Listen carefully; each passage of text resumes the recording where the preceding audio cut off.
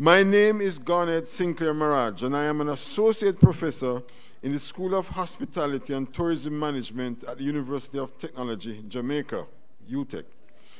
I am conducting a study on the 5 areas of humanity and planet proposed by the United Nations and their relationship to sustainable tourism development in Jamaica. They are people, planet, prosperity, partnership, and peace. The responses obtained from you will be used to provide information to tourism policymakers so that they will be better able to incorporate them in the Vision 2030 strategic plans that will not only enable successful tourism development, but the overall development of Jamaica. I am kindly asking for your email address to facilitate the completion of an online survey using SurveyMonkey. This study was approved by the School of Graduate and Research Studies at UTech, Jamaica. The information you provide will be confidentially held and will not be used for any other purpose than scholastic work. My apologies. Your identity will remain anonymous, as your name or any other identifying information is not required. Your participation in this survey would be highly appreciated, and for more information about this study, you may contact me at gmaraj@utech.edu.jm. Yours sincerely, Garnet Sinclair Maraj, PhD. So this is actually a request for information to collect data to conduct research, right? So you will get further information. Dr. Sinclair, could you stand up, please, so that persons can see who is doing the research and who will be coming to solicit your information. Thank you very much.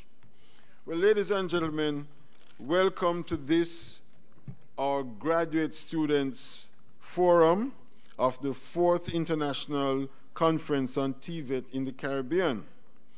I trust that thus far the conference has met with your expectations. I can assure you that this session will continue to do so. Our conference is very important to us, and I'm excited to chair this session because we have our graduate students who will be voicing their views. Now, our graduate students are learning about the importance of TVET and to respecting societies across the Caribbean, designing, analyzing, promoting TVET for key stakeholders. They have passion, they have enthusiasm, and they're going to demonstrate to us some of what they know and can do.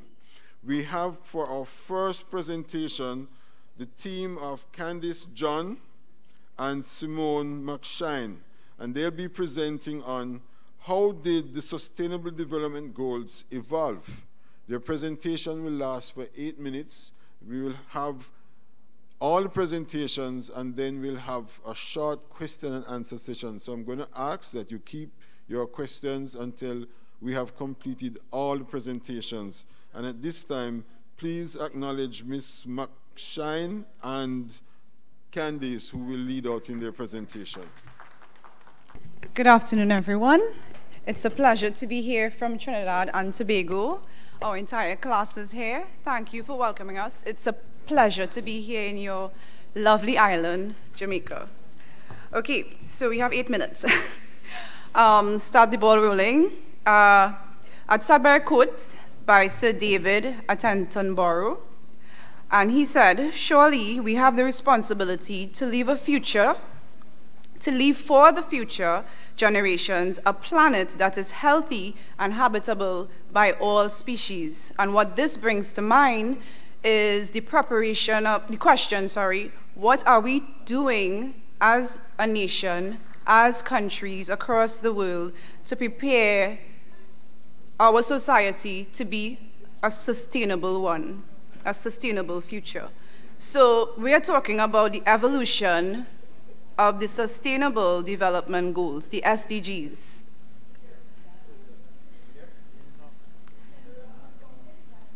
The Sustainable Development Goals are a collection of 17 goals. This was formed by the United Nations Assembly in 2015, starting from 2015 all the way to 2030. It's a 15-year period that it's spanning from. It is considered to be the blueprint to achieve a better and more sustainable future for all. The goal seeks to address the challenges, all global challenges that we face, such as poverty, inequality, climate, environmental degradation, peace, and justice. The goals are interconnected and is designed to leave no one behind, and that's the idea. We'll just play a short clip.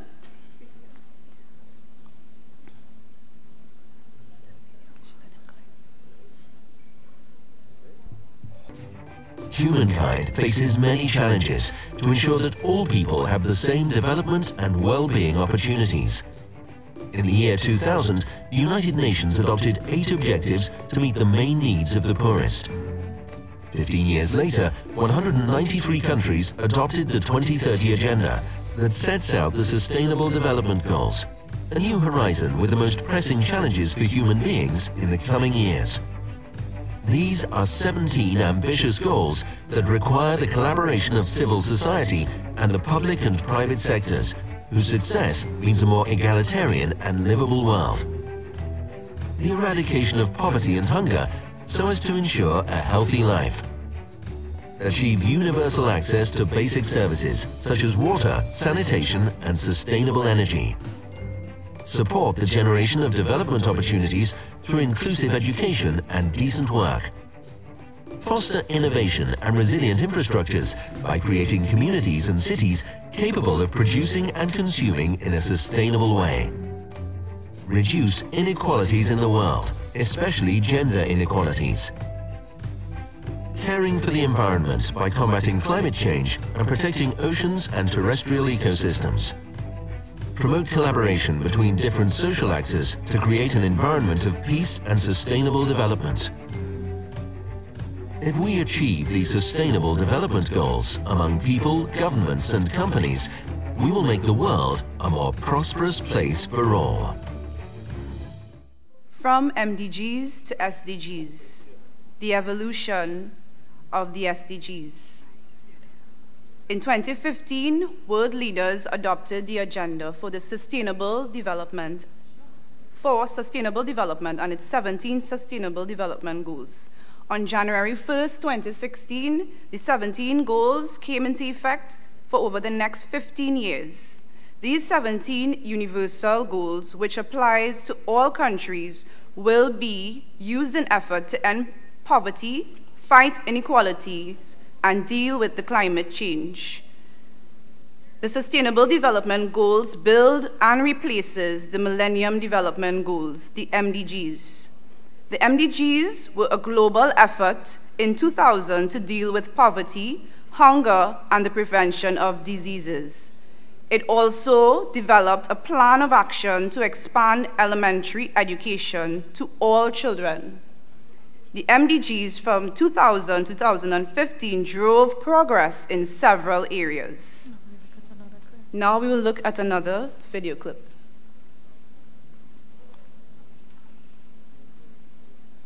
How far did we get? The MDGs ended in 2015.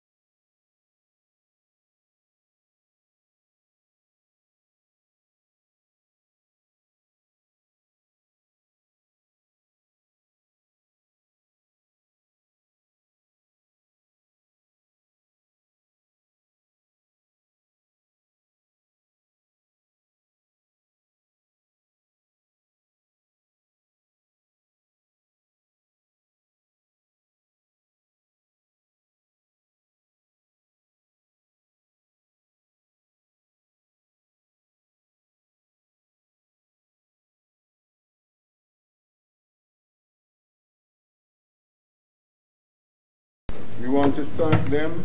They are now international presenters. All right, our next presentation will be by Marlon Ramcharan. Marlon, oh, he's coming up here. Marlon is going to present on TVET leadership for the future. And Marlon is from the UWI Mona campus. I forgot to announce that Candice and Simone are actually from the St. Augustine campus in Trinidad and Tobago. All right, we do have a slight technical challenge here. So at this time, I'm going to invite Larry Adams and Cariah Daniel, also from St. Augustine, to come forward, and they're going to be emphasizing SDG 4, Sustainable Development Goal 4, and its relevance to TVET. Good afternoon, all. We could all agree that education is a key pillar in sustainable development. In addition to creating the avenue for employment, education also contributes to significant factors for survival.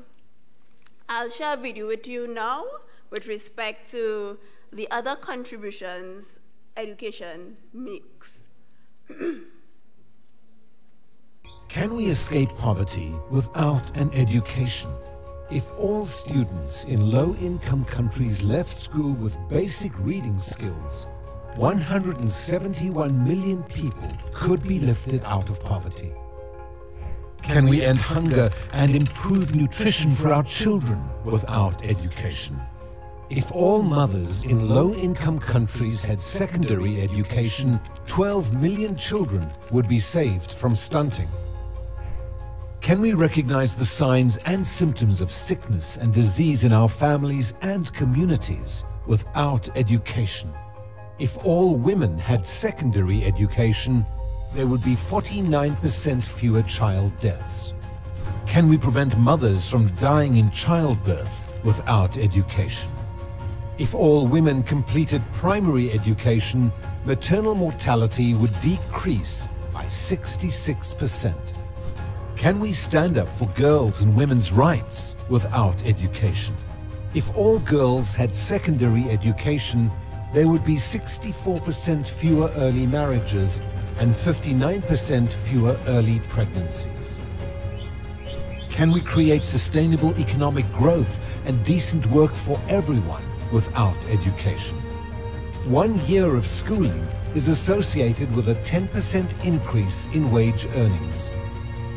Can we achieve sustainable development that protects our planet and builds a more inclusive, equal, and peaceful world without education? We can't. Sustainable development begins with education. Put global education first. Visit globaleducationfirst.org to learn more. Okay, so the video would have cemented the importance of education as, of course, action by UNESCO in the Sustainable Development Goals. Education is of integral importance, and not just education, but quality, equitable education. So SDG 4 ensures inclusive and equitable quality education and promotes lifelong learning. So in addition to this goal, there are 10 targets to be achieved, right? The target focuses on ensuring equal access to education for girls and boys at the primary and secondary level, as well as the ECCE level. It also ensures that women and men have access to TVET education as well, so that you can increase the number of relevant skills, because we don't just need skills, we need relevant skills that will contribute to the development of the country. It also aims to eliminate gender disparities and access to all. Persons with disabilities, gender, socioeconomic standing are all allowed to access education. It also aims to increase the number of literacy and numeracy amongst youths as well as adults. Also, learners acquire the knowledge and skills needed to promote sustainable development. So these 7 targets also are supported by 3 implementation. So you need to upgrade the education facilities, upgrade and manage and maintain them as well as providing more scholarships for developing countries and teacher training. Trinidad and Tobago understands the importance of quality education and what it means to the development of a country. As such, they have developed a new educational policy aligned with SDG 4 with 3 main objectives: effective governance and administration of educational systems, equal access for education, and quality education for all. Goal 1 would have been achieved under the Mdgs, providing primary and secondary school education, quality framework for early childhood staff, improved access for higher education. Education should also be aligned with the developmental needs of the country, access for persons with disabilities in all educational districts, and the implementation of varying literacy programs. Again, knowledge and skills must be developed and aligned to the sustainable development. Implementation. Again, we of course will have to maintain, upgrade the school infrastructure. With respect to national scholarships, they must be managed and aligned with the goals envisioned for the country, as well as to promote TVET as a viable teaching option and teacher training. I'll now pass on to my partner, Mr. Adams. Good afternoon, all. In addition, TVET, to general education, aids in the acquisition of practical skills, the knowledge, and also the attitudes. TVET promotes entrepreneurship and develops transferable skills and contributing to the economic and sustainability of the country. Rationalization of TVET is 1. Harmonization between institution and the industry. The standardization between the programs and management of TVET teachers and promoting TVET. All right. So this brings us to the end of our presentation. We would like to acknowledge Mr. Davis and also Ms. Jameson, Dr. Jameson. Thank you guys so much.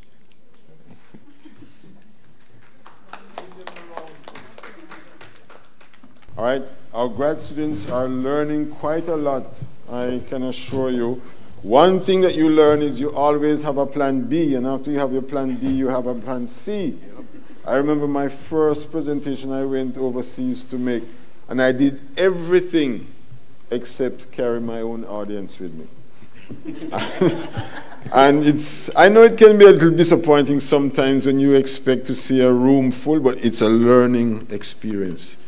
And you have to package what you have to deliver to attract. And I'm sure that you're going to benefit by being here and participating in this conference.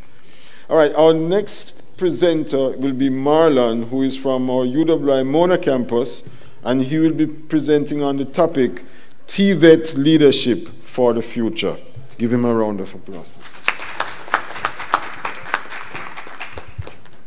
All right, good afternoon, everybody. The topic I'll be presenting on, as said already, is TVET Leadership for the Future. And before we start, I just want to highlight a few key words that you must know the definition of to go forward. So one is leadership, and it's defined as a process whereby an individual influences a group of individuals to achieve a common goal. And TVET is understood of comprising of some education, training, skills, and development relating to a range of occupational fields.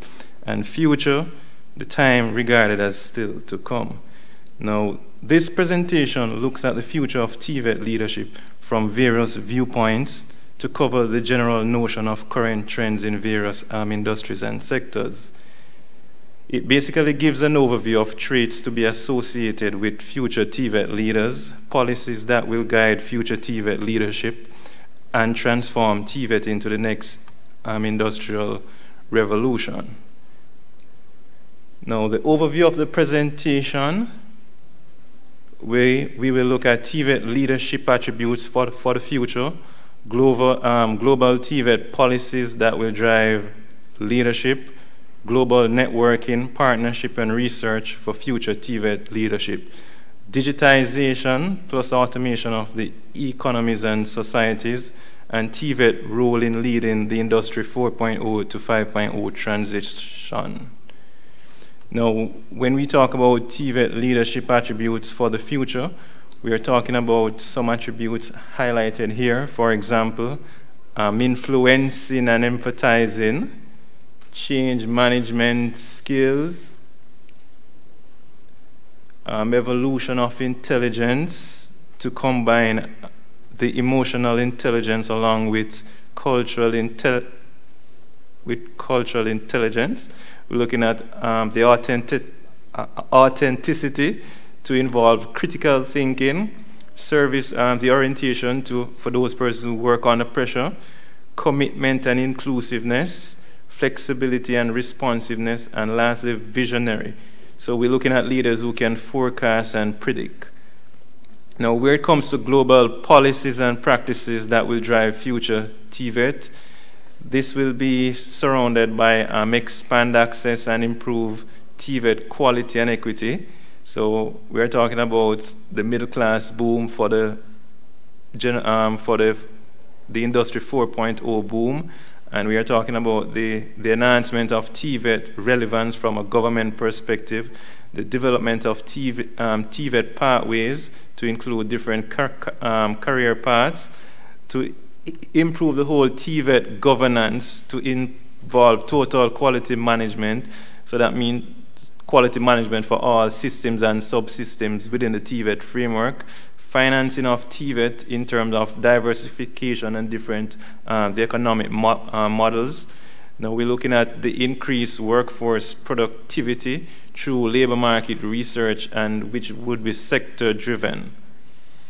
Now, global networking and partnership will actually be a key component for future TVET leadership, where they will look at different learning communities in terms of how they try to exchange and collaborate in terms of network links and shared practices and expertise to involve the adopting best practices across regions and territory to include quality assurance frameworks and sustainable development research, where it focuses on renewables, recycling, and smart technologies. Now, the whole transition of digitization and the automation of societies, we'll be looking at the training from a perspective of individualization through mathematics, the algorithm, and machine learning languages for the trainers, instructors, to identify the different needs of learners so that those gaps can be fulfilled. And some examples here are simulator training and coaching and virtual reality. Now, we're looking at the classroom from a global classroom standpoint, where learners get the competencies where they are located. So this has some cost benefits to it, where this will make it a little bit more affordable in terms of different learner styles and so forth. We're talking about simulation and game technology being done at the individual pace within the global setting. Now, for TVET leadership integration with artificial intelligence, we are talking about the reduction or the elimination of low skills job, which would be done by robots, and forcing TVET to basically do more collaboration into how they actually remain relevant within future industry. For the next characteristic, we'll be looking at gamification and military technologies. that would be a part of future TVET leadership characteristics. And for TVET relevance into the Industry 5.0, which was mentioned, so far we are looking at how TVET leaders would deal with the education system from an automated standpoint to deal with artificial intelligence, biotechnology, robotics, and the whole Internet of Things. Moving on from there, we look at how TVET bridge the Industry 5.0. So what we are focusing on is what leaders would need to move from Industry 4.0 to 5.0, which would be centered around big data, the analytics, and machine thinking, where we talk about cognitive computing, along with human intelligence. And we're talking about the management of cobots and human, along with workers who need to add value to the whole productivity in terms of the production line in manufacturing. And that's about it, basically. Thank Marlon for his informative presentation. Our next presentation, if you look in your program, is titled Perspectives from UTech Jamaica. It will be delivered by Mr. Stevie Williams. Perspectives from UTech Jamaica is not actually the title of his presentation. It should be Constructivism, the Implications for the Jamaican Education System. And I am anxiously looking forward to Mr. Williams' presentation because he's one of my students, and he made a 6-hour presentation on his topic, and he's now going to do it in 8 minutes.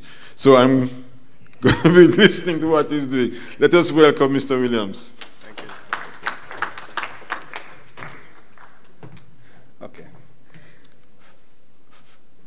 Mike. Good afternoon, ladies and gentlemen. The name is Stevie Williams, and as you were rightfully told, I am a student at the University of Technology, Jamaica. I will be presenting on constructivism, but I'm going to also be asking your permission to remove myself from the podium so I can come a little closer to you. All right, my topic, constructivism, implications for the Jamaican education system. In keeping with the theme for this conference, TVET towards 21st century economy, principles, strategies, and workforce practice.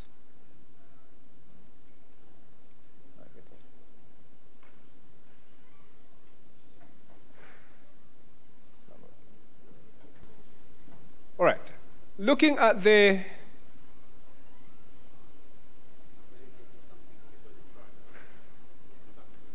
in 2014, a new curriculum, which you'd have heard earlier by Dr. Grace McLean, was introduced and piloted in the Jamaican system, rolled out in 2017-2018 academic year. According to a paper under then Minister of Education, Royal Reid, the NSC was mandated to ensure that young people are prepared for the present, the challenges and opportunities that they will face as adults. The document further outlined in its conclusion that the curriculum should target students to meet demands of the workforce. In that context, they had a set of recommended classifications of learning areas, the kind of experiences that were required. They had some examples for the complementary design of this curriculum, the methodologies to be used. And if you'll notice on the right there, you'll see play as a central principle of meaningful learning while having fun. And that is where I'd want to take us a little later on in the presentation. There were some typical features which included features about the environment, but more so, having looked at this curriculum, we realize that it is heavily embedded in constructivism. What is constructivism? It is considered to be a paradigm or worldview that opines that learning is an active, constructive process by the learner. The learner is viewed as an information constructor, and it is often associated with pedagogic approaches that promote active learning. The theorists that we want to look at, John Dewey, Bruno, Piaget, and the great man himself, Vygotsky, Lev Vygotsky. The assumptions that underline the theory of constructivism vary along several dimensions and have resulted in the definitions and support for multiple types of constructivism.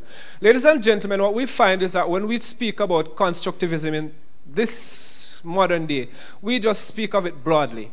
But we need to delve deeper to realize that along this continuum, there are actually three types of constructivism: cognitive, social, and radical. The most powerful of which is social constructivism. Von Glassevelt, he proposed three essential epistemological tenets of constructivism. One, that knowledge is not passively accumulated, but rather is the result of active cognizing by the individual. That cognition is an adaptive process. It also organizes and makes sense of one's experience and is not a process to render accurate representation of reality.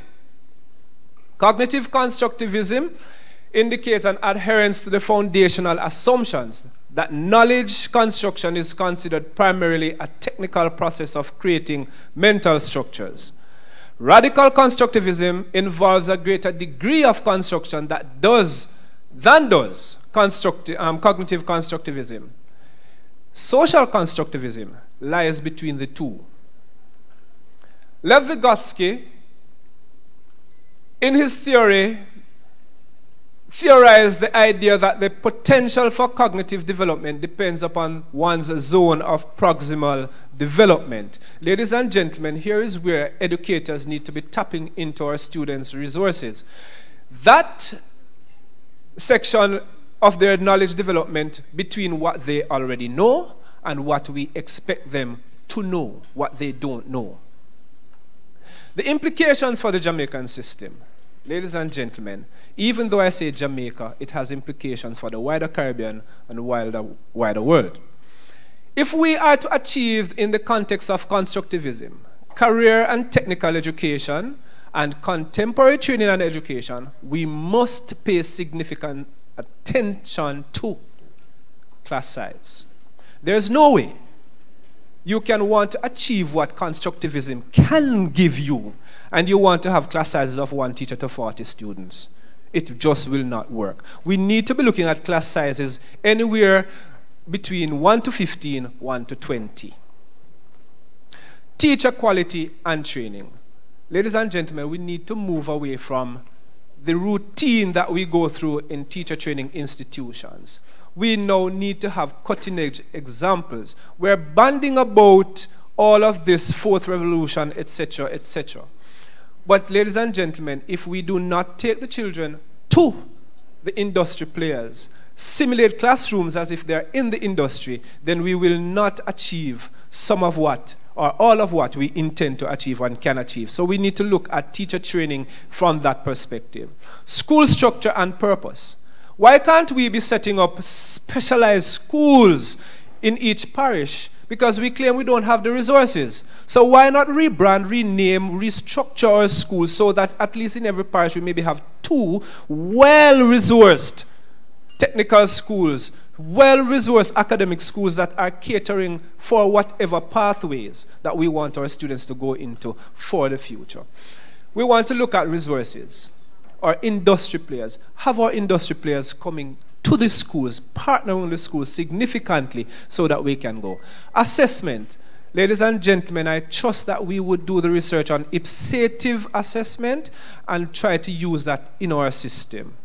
There needs to be consensus on which type of constructivism that we want to be using in our education system. We have been talking about constructivism, but if we really look at what we're doing, we're still talking about cognition. We are banking on the cognitive constructivist approach rather than tapping into the radical and the ever more important social constructivism. We need to have educational policies that transcends whichever government or whichever party forms the government in any country, so that the tenets, the parameters that goes into these policies are not at the whims and fallacies of whatever political agenda that we have. Ladies and gentlemen, I thank you.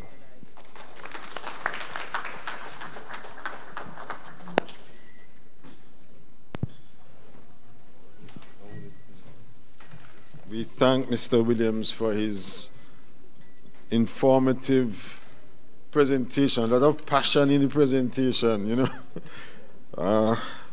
And this tells us that TVET is in good hands, because our young people, our young graduate students are where they should be. And they're going to be the leaders in the not too distant future. So we are in good hands. Curt, all right, Curt is here. Curt is from the second youngest university in Jamaica, right? University of the Commonwealth Caribbean, just replaced by, whoops, sorry there. All right, he says it's okay. And Mr. Brown, Curt, is going to be making a presentation on the topic, Insurance for Protection Against Crop Loss, Perspectives of Commercial Crop Farmers in Jamaica. Please give him a round of applause. All right, good afternoon, colleagues. All right, I'm waiting for the bringing up of the presentation on the screens.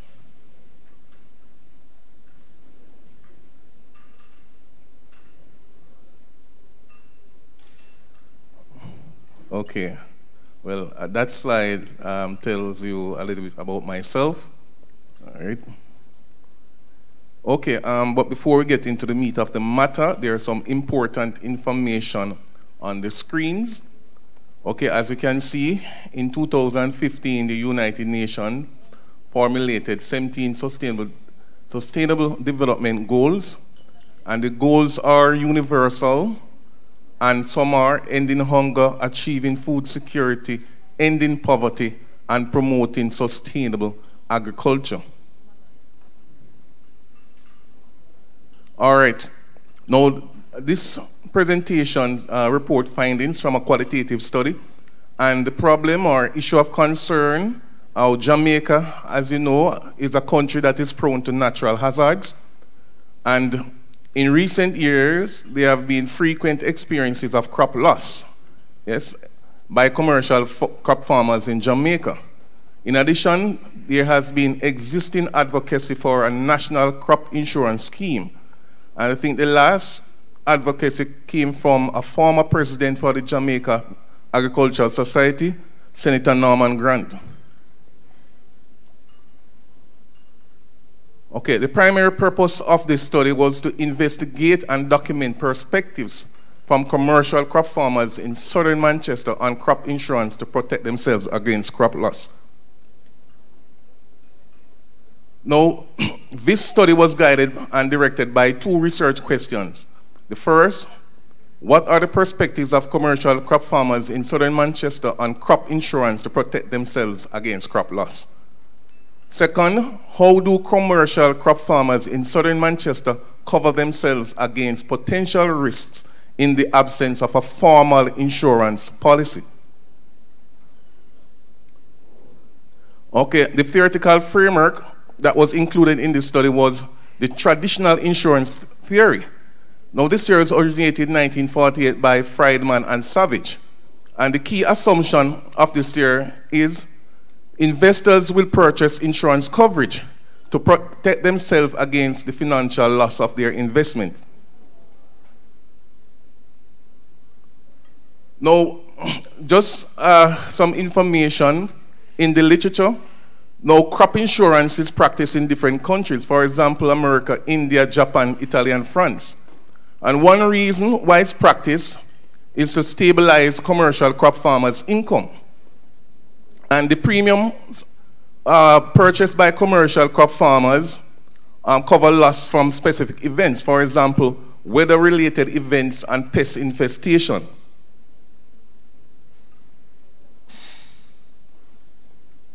Now, commercial crop farmers have shared some views on crop insurance. For example, they have said that it is an ideal means for covering large-size farms, and they think also that it should be purchased when it's affordable. Now, there are different ways to protect against crop loss other than insurance. Now, according to the literature, commercial crop farmers do the following: use pesticides, they practice crop rotation.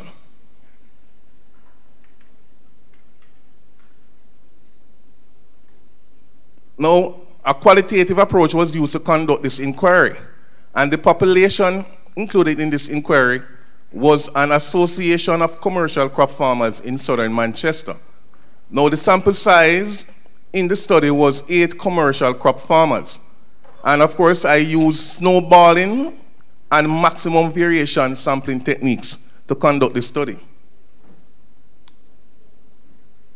Okay. Now, the instrument used was a semi-structured interview, and the semi-structured interviews were conducted amongst a focus group, and of course, I also conducted an individual interview with one commercial crop farmer from the population. The data analysis strategy was, of course, a thematic analysis. Okay, so let's get into the interesting part now. These are the results of the study. First theme that emerged from the data analysis was that the commercial crop farmers interviewed thought that crop insurance was an ideal strategy for protection against crop loss. Of course, the second participant in the study said insurance is good because it will help you back up when you have crop loss and stuff. Another participant revealed that I think crop insurance is a good idea. It will help you in the case of a crop loss. The second theme that emerged from the data in relation to the first research question was a crop insurance provides an opportunity to reinvest in commercial crop farming. One participant said, I plant my crop and I lose it. I can get back some money to go on for a second term. And the 6th participant in the study said, I quote, it will help us since it can give you a restart, because a lot of farmers struggle after a drought period to restart the farm. Now, the second research question in the study was, how do commercial crop farmers in southern Manchester cover themselves against potential risks in the absence of a formal insurance policy? Now, a theme which represented an answer to this research question was cultivate during the right growing season. Now, the right growing season is that time of the year when crops can get the right amount of temperature and water to grow successfully, right? The 6 participants in this study said, I take advice as to what crop is suitable to be planted at what time of the year, right? I take the knowledge and I apply it and it works.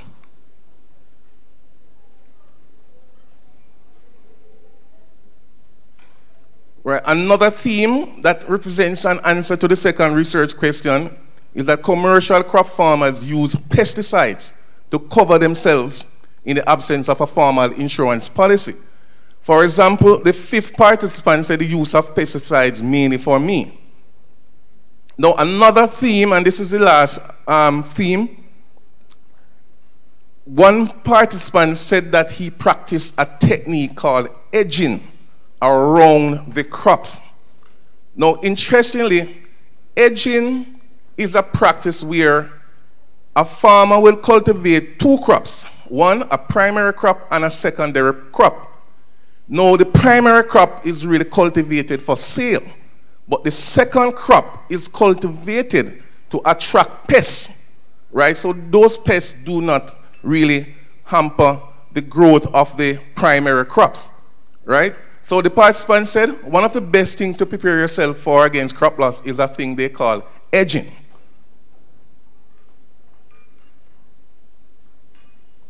Now, some implications of the findings. 1, the participants may purchase crop insurance if offered.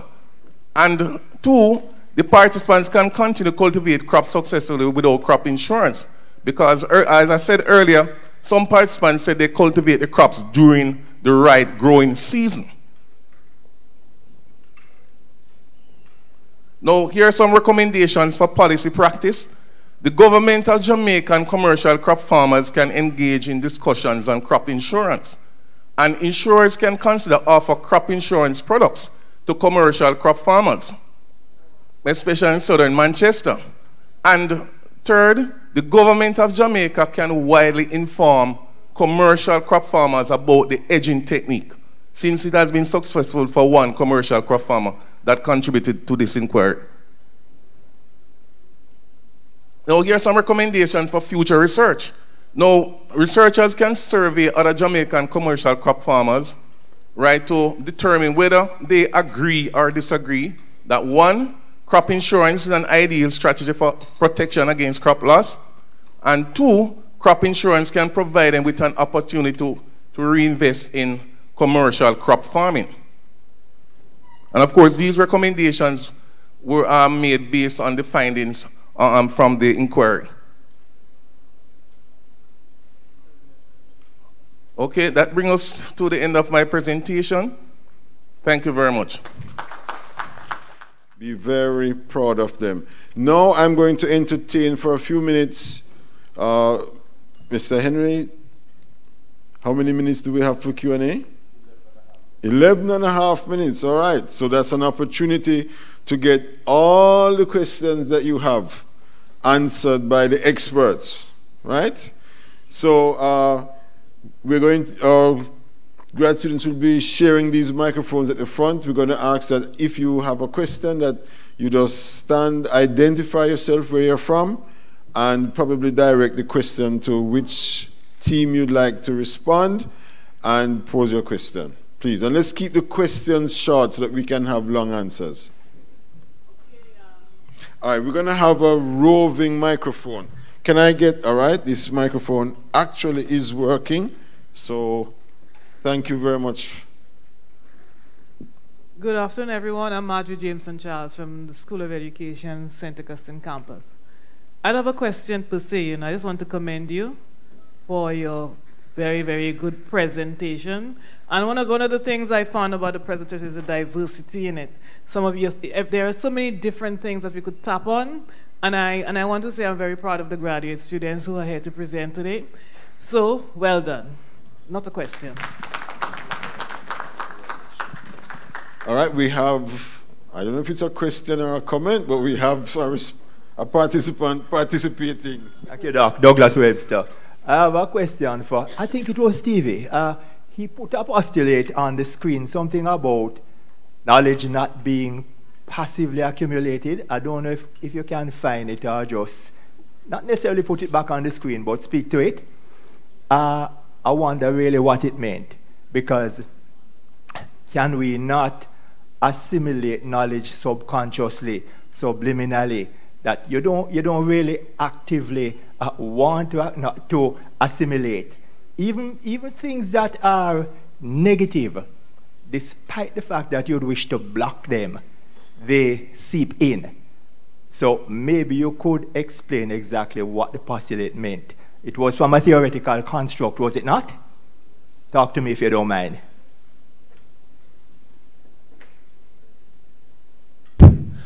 Thank you for that question, Sir Webster. The point of view, point of reference is that knowledge is not passive, but active. From a constructivist point of view, what that is saying is that from a radical or a social constructivist point of view, one does not learn by default. It is serious thinking, thought process with an active engagement of the mind that will allow you to acquire and retain such a knowledge. It goes a little further to suggest that when one is subsumed actively in any activity, the greater the opportunity for learning. yes, there are outliers in any research, any theory. I, for instance, consider myself to be a special student. I've always grown and be involved in activities that I think my regular teachers would never understand. I could suggest this. I went through high school, through college, through university for my first degree, using 1/4 choir exercise book. And my daughters, twins, also used that book while they were in high school. That's how much I wrote anything. All right, I accept it as a theoretical abstraction, but I don't agree with it as a practical, operational, day-to-day life manifestation, because, as I said, we may not want to assimilate a lot of what we do assimilate, which forces itself upon us. That's my point. That's my thought on the matter. I got your point. From a negative point of view, as you mentioned earlier, good or bad, we don't really want to actively involve our students in the negatives. But if we look at what is happening in our society, then we can take a lot of instructives from there, that if they are so exposed and become active, they can learn and acquire anything. Active to oppose, but not active in terms of being traumatized by what your psyche tried to resist, but couldn't. Well, that's what constructivism is saying, and the discourse could continue, the debate could continue until next year this time if we fail not to move from this. Ad infinitum. Thank you, Stevie. Yes. Right. Good afternoon. Right. Thank you very much for the good presentations that you've made. You are very brave. You're doing a lot of research, as I can realize. Now, my question or comment goes to the last presenter. His name is Curt Brown. At one point, towards the end of your presentation, you said that you are recommending 2 sets, if I got it right, 2 sets of coverage. Insurance is a coverage to mitigate risk. Now, given that we are from the Caribbean and we are often visited by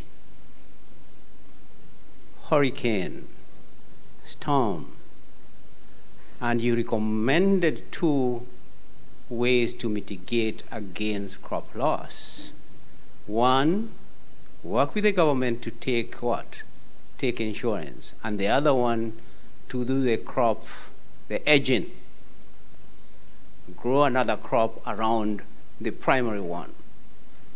I'm wondering, given that we are visited by high storms, high winds, would the second one be appropriate for the farmer who is often visited by strong winds? 1, 2. So what I'm suggesting, for you to tell the audience which one of them should be used for what, if you understand what I mean, right? Okay, good afternoon again, colleagues. All right, let me take them one by one. Now, as it relates to the practice of the edging technique, based on what that participant revealed in the study, he used the edging techniques to protect himself against pest infestation, right? And remember, pest infestation is an occurrence that can cause commercial crop farmers to lose their crops, right? I can give you an example, because one of the current and recurring situations that commercial crop farmers in southern Manchester and southern Central Belt face is this thing called the beet armyworm, right? And the beet armyworm is something that has caused, especially escallion farmers in that side of southern Jamaica, to really and truly suffer from crop loss. There was another concern about asking the commercial crop farmers to what extent they would agree or disagree about crop insurance being an ideal strategy for protection against crop loss. Okay, well, the thing is that because this study was qualitative in nature, and just probably about 2-3 participants expressed that view. Now, I've recommended a survey, right, to really be done to get more views from more Jamaicans on that concept, right? The thing is, a qualitative research really and truly gives understanding about a particular phenomenon or issue, but a survey will get more views from a wider population. And if the survey is done properly, you can generalize those findings to the wider population. Right, so just bear this in mind. This qualitative research was done basically to get an understanding of the commercial crop farmers' views on crop insurance. But one of the good things about qualitative research, especially an exploratory qualitative research, is that it can generate variables, now, which can be further studied in a quantitative manner. Okay, thank you. The name is Darian Henry, Principal, Cumberland High School, the TVET Center of Excellence. I too want to join the chorus of commendation for the presentations. The one on TVET in Future for TVET Leadership brings back memories of my own presentation a year ago as well. But my question really directs to Mr. Williams. Quite an interesting discourse that you have embarked upon, but I want for you to elaborate and situate for me, based upon the variables that you presented for the implications, situate for me constructivism in school structure. I'm particularly eyeing this one where leadership is concerned. All right. Thank you, Sir Henry. As Dr. Lewis would have mentioned, I did a 6-hour more presentation. And delving into constructivism, I did so really because my research area is really to look at the Jamaican education system to see if we can move away from the technical high schools, academic high schools, and to see, being we're now using the NSC, if we could actually create polytechnic schools at the secondary level. So the interest grew and grew and grew and grew. So yes, school structure was high on the agenda where that is concerned. Working in a STEM, or quote-unquote, the only STEM institution on the island, Sydney Pagan STEM Academy, where our students are introduced to sciences from grade 7 rather than the original grade 9 through for that 2-year program for CSEC. We actually start them discrete sciences at grade 7. The R&Ts are done from grade 7 straight through 11 in specific ways. We see STEM not just as science, technology, education, math. We infuse the arts, but we see it as a pedagogic approach to learning. So through that, I realized that the structures in other schools that I've interfaced with, where TVET is merely, you're not performing academically. We have to just face reality. You're not performing academically, so therefore move into a skill area. If we look at even... Sorry, I disagree, because in the reimagining of TVET, it embraces the application of knowledge. Yes. Yes. No, I'm saying... moving away from that. I'm saying yes, that was the idea. Right? The science behind it that we have now come to realize is that our academically inclined minds, as so we would speak it, are the ones suited more so for this venture. However, if you look at what is proposed to us now as a system where the APS program is concerned, we are now seeing where we're saying that our students should be challenged through pathway 1, 2, and 3. Ones are the ones who are ready for high school, 2 not so ready, 3, and we put them in this skills training program, etc., etc. So I'm looking at that to say, if we really understand constructivism for what it really should be, then we would realize that we can create better school structures. Yes, teacher training, leadership training, to understand where we can go with this, better suiting our schools or equipping our schools, as I would have mentioned, maybe having 2 or 3 schools in any one parish, zoning, all of that would come in. It takes political will, yes, and I'm going to a myriad of things now to answer your question. But if we look at that kind of a structure where we could seamlessly have our schools coalescing around particular skills or particular end or output programs. For instance, if we want, this school will cater to nanotechnologists, this over here will look at medical sciences from now.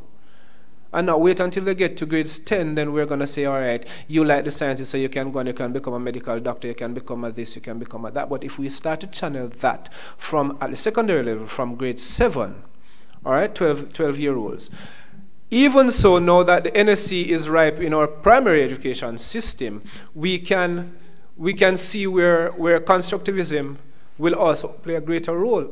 That from the grade 5, grade 6 level, we could start to have them thinking about what they want to become so that they are channeled into respective secondary educational program that will take them right through the levels. All right, thank you very much, Mr. Williams, for responding, for defending yourself. You're on the way to your dissertation. We'll take the final question for this session, please. Yes, Cipriani Davis, UWI St. Augustine. Well, first I want to comment on the presentations, and I saw somewhat of a thread running through. They were not always directly connected, but they're interconnected to a large extent. The guy with the agriculture, I was concerned about the edging technique, how you are interfering with the farmer's income, because his acreage would be cut back to put the edge for the insects. How did the farmer look at that? How did the farmers, or was that not a part of your whole survey you did? Because if I have to take out a piece of my land, it means I'm losing income. How does that factor?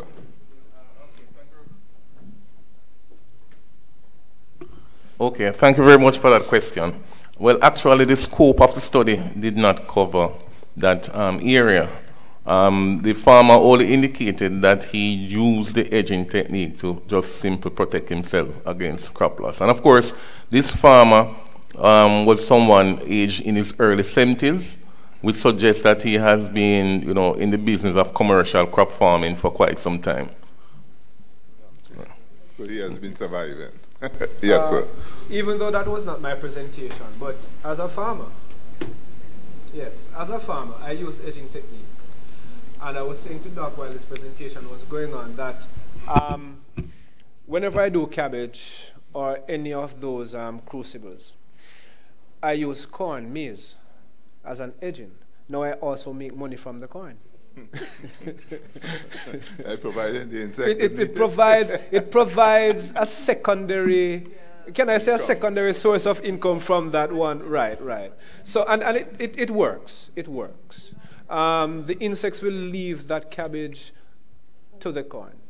Yes. All right. I'm going to wrap up this session by asking that we give them another round of applause. There will be a second forum for graduate students on Friday, on Friday afternoon. So please do not miss that.